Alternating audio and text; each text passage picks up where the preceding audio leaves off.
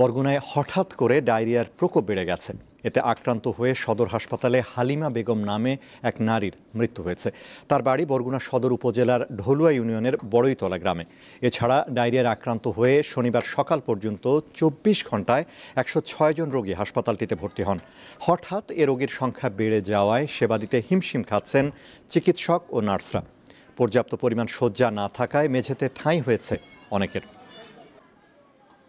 দর্শক, এ বিষয়ে কথা বলতে বরগুনা থেকে যুক্ত আছেন সহকর্মী শাহ আলী।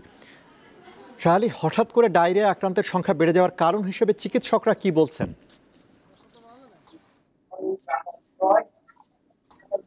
আনোয়ারুল আলম, আপনি যেমনটা জানতে চাচ্ছেন, আমি রয়েছি বরগুনার ২৫০ শয্যা বিশিষ্ট জেনারেল হাসপাতালে, যেখানে আজ সকাল ১১টার দিকে হালিমা নামের ১৫০ বছরের এক নারীর মৃত্যু হয়েছে। তার বাড়ি বরগুনা সদর উপজেলার ৭ নং ঢলুয়া ইউনিয়নের বড়ইতলা গ্রামে। তিনি হাতে বাড়ির স্ত্রী এবং আমরা যদি বলি যে এই যে প্রতিদিনই যে পরিমাণ ডায়রিয়ার প্রকোপ বাড়ছে, এতে হিমশিম খাচ্ছেন চিকিৎসক এবং নার্সরা। এখানে দেখা গেছে যে গত ২৪ ঘন্টায় প্রায় ১০৬ জনের মতো এই হাসপাতালে ভর্তি হয়েছেন এবং এক সপ্তাহের কথা যদি আমি বলতে যাই, সেখানে এক সপ্তাহে প্রায় ২৬০ জনের মতো ভর্তি হয়েছেন। এছাড়াও কিন্তু প্রতিদিনই এই ডায়রিয়ার প্রকোপ কিন্তু বেড়েই চলছে।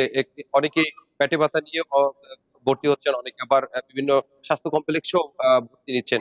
এখানের যে অবস্থা দেখা যাচ্ছে যে যে পরিমাণ সিট রয়েছে, সেই সিটে কিন্তু বেডে কিন্তু তাদের ঠাঁই না হয়ে অনেকে মেঝেতে কিন্তু তাদের ঠাঁই হয়েছে।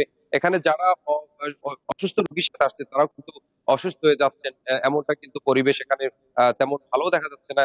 এখানে নোংরা পরিবেশে কিন্তু রয়েছেন। এছাড়া যদি বলি যে এখানে যে সংকট রয়েছেন, স্যালাইন সংকট রয়েছেন, সেটাও কিন্তু এখানের কর্মকর্তারা বলছেন। এরকম যদি চলতে থাকে, তাহলে ভবিষ্যতে আরো দেখা যাবে যে দিন দিন যে পরিমাণ রোগীর সংখ্যা বাড়ছে, তাতে এখানে ডাক্তাররা কিন্তু আহ, এই যে রোগীদের কিন্তু চিকিৎসা সামাল দিতে পারবে না।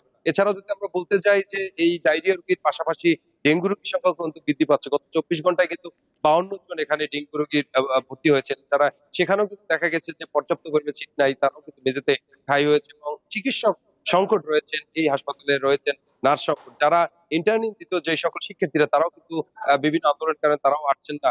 এই কারণে কিন্তু চরম ভোগান্তিতে পড়তে হচ্ছেন এই সকল যারা সেবা দিতে আসছেন।